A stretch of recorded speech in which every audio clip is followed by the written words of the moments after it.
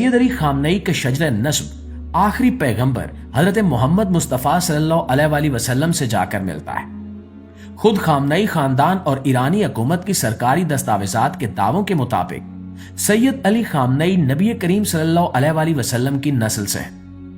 2020 में लबनान के एक टेलीविजन की जानिब से नशर की जाने वाली एक दस्तावेजी फिल्म में बाकायदा इनकी नस्ल का नंबर भी बताया गया था, जिसके मुताबिक सैयद अली खामनई नबी अलैहिस्सलाम के 38वीं पुश्त से ताल्लुक रखते हैं।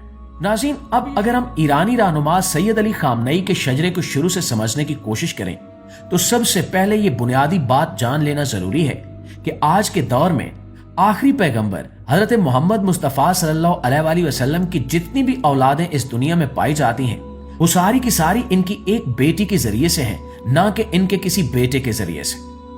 नबी अलैहिस्सलाम का पूरा शजरा और नस्ल इनकी प्यारी बेटी हजरत बीबी फातिमा तो ज़हरा के जरिए चलती है और तारीखी तौर पर इन्हीं की औलादों को सैयद कहा जाता है।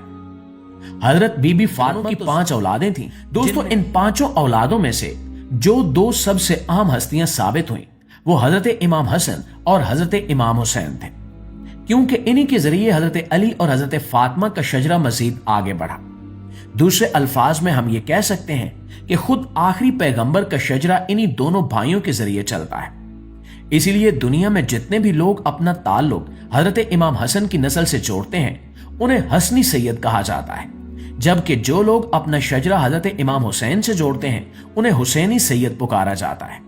मुअज़्ज़िज़ दोस्तों, वैसे तो हजरत इमाम हसन की बेशुमार औलादें थीं जिनके जरिए इनका शजरा और इनकी नस्ल खूब फली फूली, मगर आज हम सिर्फ हजरत इमाम हुसैन के शजरे पर बात करेंगे। इसकी वजह यह है कि सैयद अली खामनई का खानदान अपना शजर नस्ब हजरत इमाम हसन से नहीं बल्कि हजरत इमाम हुसैन से जोड़ता है। जैसा कि तारीख बताती है, करबला के मैदान में जो कुछ भी हुआ उसके बाद हजरत इमाम हुसैन की सिर्फ एक ही नरीना औलाद बच सकी थी, जिनका नाम हजरत इमाम ज़ैनुल आबिदीन था। बाकी औलादों की तरह वो भी करबला के वाक़े के वक्त वहां मौजूद तो थे, मगर शदीद बीमार होने की वजह से जंग में हिस्सा न ले सके। ये शायद कुदरत का एक खास फैसला था, क्योंकि अल्लाह को इस पूरी नस्ल को सिर्फ और सिर्फ इन्हीं के जरिए आगे बढ़ाना था। उस दौर में हुआ यह था कि हजरत इमाम ज़ैनुल आबिदीन की वफात के बाद इमामत को लेकर इख्तिलाफ पैदा हुआ था। कुछ लोगों ने इनके बेटे जैद शहीद को अगला इमाम मान लिया था और वही लोग आगे चलकर जैदी शिया कहलाए, जबकि ज्यादातर लोगों ने हजरत इमाम ज़ैनुल आबिदीन के एक दूसरे बेटे मोहम्मद अल बाकिर को अगला इमाम तस्लीम किया और इन्हीं लोगों को आज के दौर में असना उशरी या 12 इमामों को मानने वाले शिया कहा जाता है। ये वही लोग हैं जो आज इराक, ईरान, हिंदुस्तान और पाकिस्तान जैसे इलाकों में अक्सरियत में पाए जाते हैं। नाज़रीन, जहां तक खामनई खानदान का ताल्लुक है तो इनका शजरा इन तमाम से अलग हटकर इमाम ज़ैनुल आबिदीन के एक छोटे बेटे से चलता है, जिनका नाम हुसैन अल असगर था।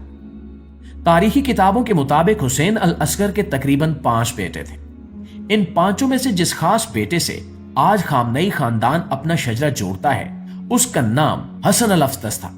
ये लोग पहले उस्मानियों के जेर तसल्लुत इलाके नजफ में आकर आबाद हुए और बाद में फिर पड़ोस में मौजूद एक दूसरी शिया सल्तनत यानी सफ़ी सल्तनत के एक इलाके में जाकर बस गए, जिसे खामना कहा जाता था। उसी इलाके की निस्बत से इस खानदान के लोगों को खामनई कहा जाने लगा। दोस्तों, इसके बाद धीरे धीरे वक्त गुजरता गया और ये वक्त फिर सदियों में बदल गया। फिर हम देखते हैं कि इसी नस्ल में एक इंसान का जन्म होता है जिन्हें सैयद हुसैन के नाम से जाना जाता है। ये दरअसल सैयद अली खामनई के सगे दादा थे।